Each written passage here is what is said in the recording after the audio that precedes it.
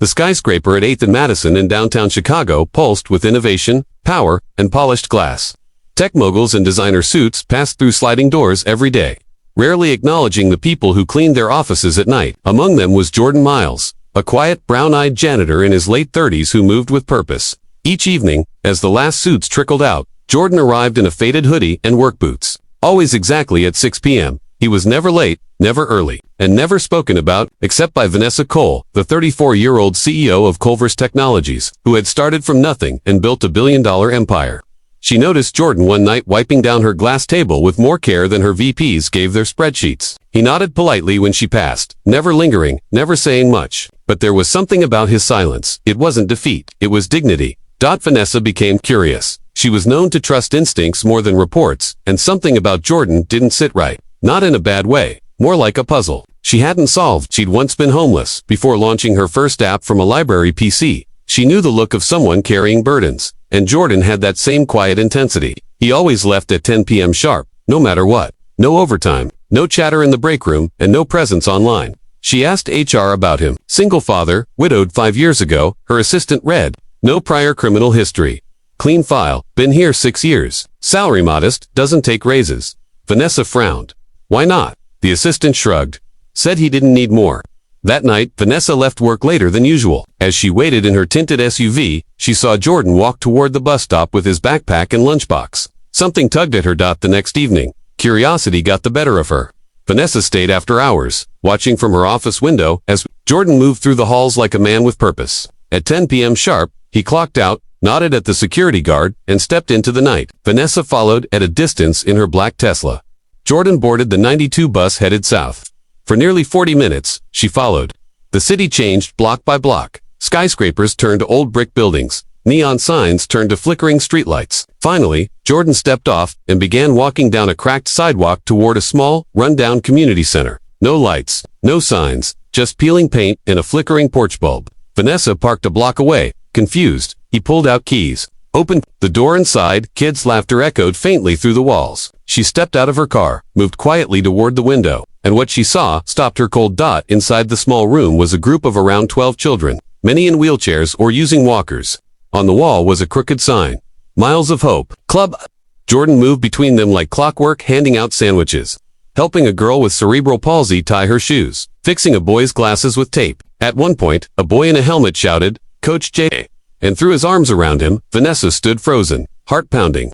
This wasn't charity work funded by a nonprofit. This was grassroots, personal.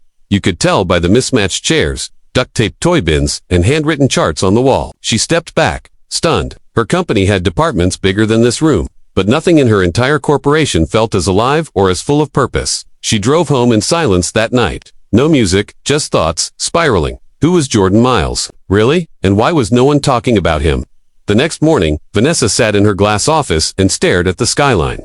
Her calendar was packed, investor calls, product demos, hiring reviews, but none of it felt urgent. She pulled up Jordan's file again. Still thin, still modest. He'd never submitted 4 bonuses, never requested holiday time, just worked, like clockwork.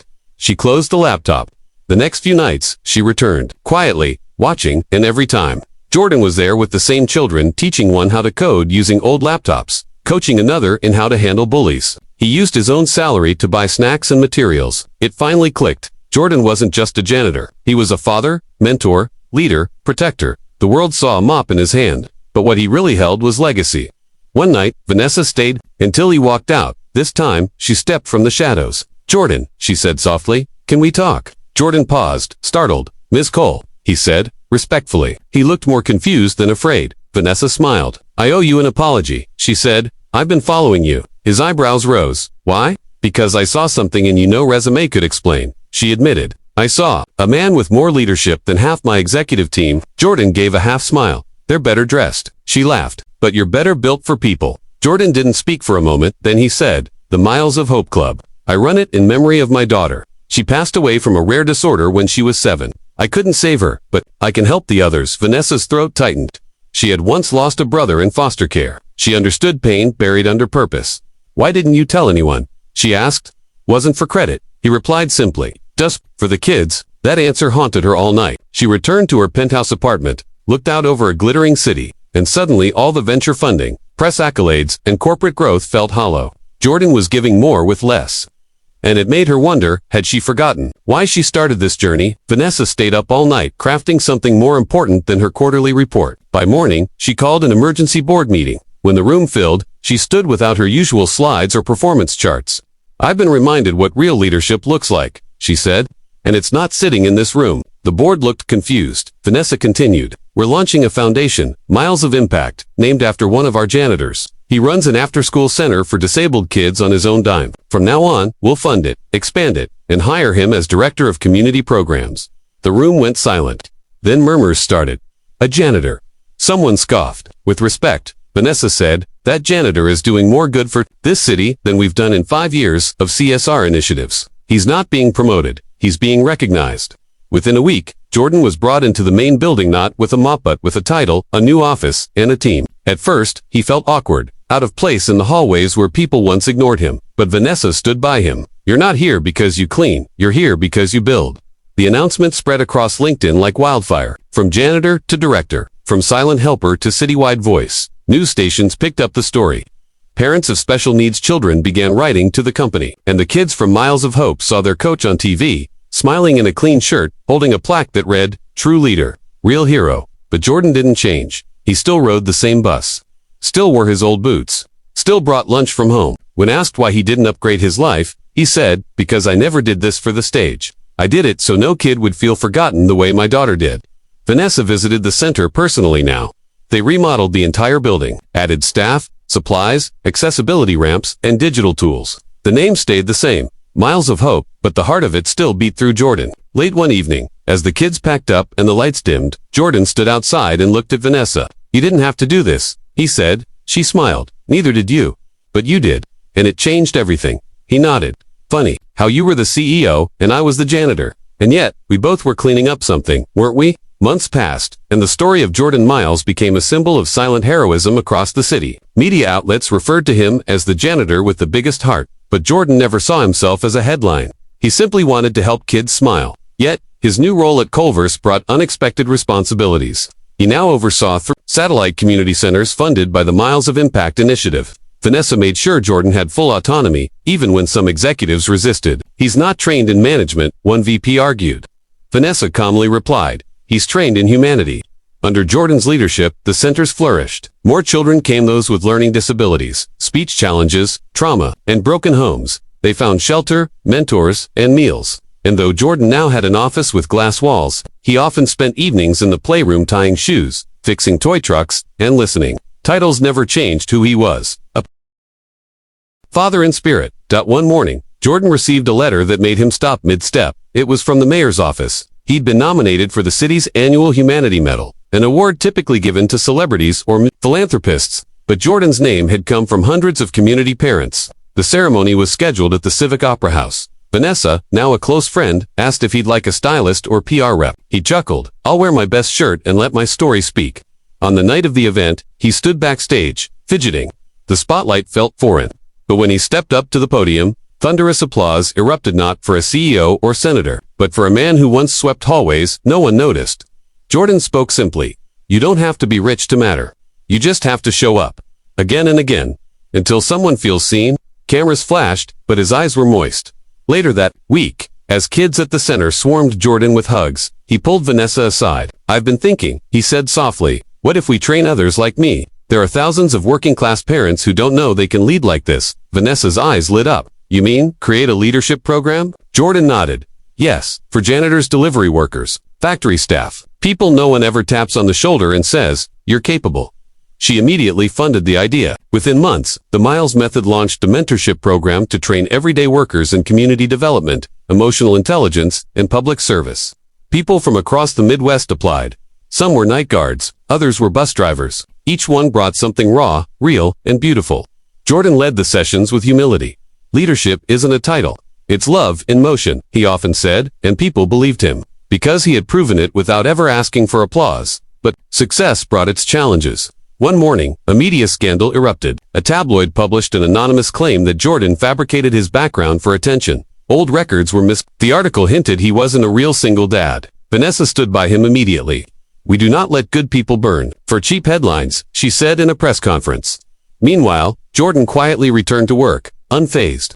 The truth would stand. Days later, an unexpected voice cleared the air. Jordan's son, Caleb, now 15, gave a public statement. I was 5 when we lost Mom. Dad held me through every nightmare. He taught me chess when we couldn't afford TV. He's the realest man I know. The press fell silent.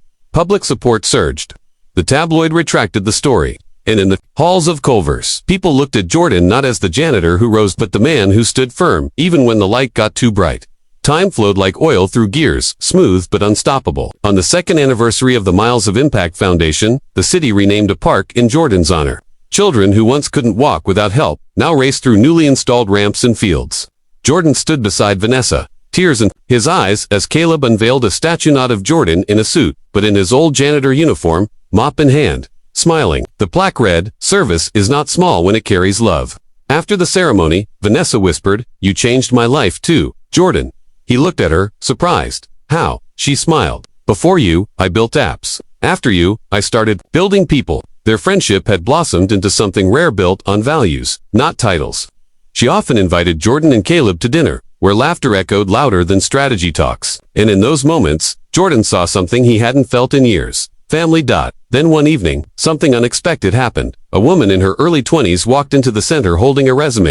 She was nervous, shy. "I'm sorry," she said. To Jordan, "I used to be one of the kids here. Back when it was just you and sandwiches and duct tape. I became a special ed teacher because of you." Her name was Rosa, and Jordan remembered her immediately. Quiet, used to stutter, always drew stars.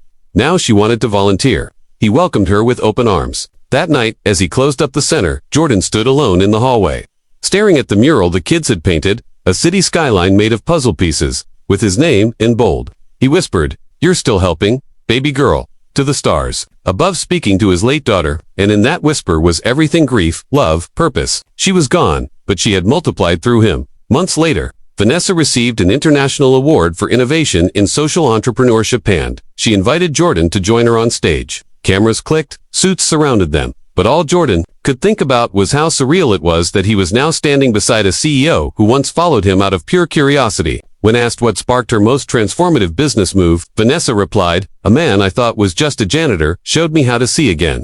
In the audience, dozens of Miles Method graduates clapped the loudest. The ripple effect had grown into waves. New centers were opening in Philadelphia, St. Louis, and Atlanta. Jordan refused to become a figurehead. He insisted on visiting each new location, meeting the kids, shaking hands with the janitors, and reminding them, "You matter more than you know. Someone is watching, just like she watched me." As Jordan grew older, he didn't slow down.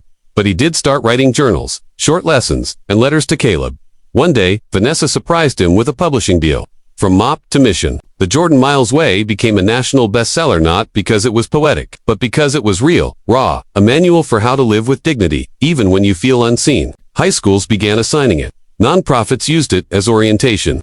Jordan, humble as always, said, "I just wrote what I wish someone had told me." His words didn't change markets or stocks. They changed people. One paragraph at a time. And through every chapter, the message was clear. You don't have to wear a suit to walk in purpose. You just need to care when no one else does. Years later, as Jordan finally retired, the city honored him once more, not with a party, but a promise. The governor announced a state-funded initiative to support small community heroes in his name. The program provided grants to workers who volunteered their time, mentored youth, or supported local shelters. It was called Miles Forward. Jordan watched from the sidelines, hand in hand with Caleb, now a social worker himself. Vanessa sat beside them, now running a nonprofit that built centers worldwide. Jordan leaned over. "Can you believe it started with a mop and a bus ride?" Vanessa smiled. "No, it started with a choice." And that was true. Jordan never wanted fame. He wanted his daughter's memory to live on, in joy, laughter, and light. And in doing so, he inspired thousands. In the final chapter of Jordan's life, he remained what he always was. Present, at centers, in schools, at fundraisers. His hands never stayed idle. His words never lost warmth. When he passed quietly one autumn morning, the city dimmed its skyline for 1 minute in his honor. Vanessa delivered his eulogy. "He cleaned our floors. Then he cleaned our hearts." Outside the church, buses rolled by with decals on their windows. "Honor the janitors. They're building futures too." And just like that, the man they once ignored had left a legacy that could never be swept away.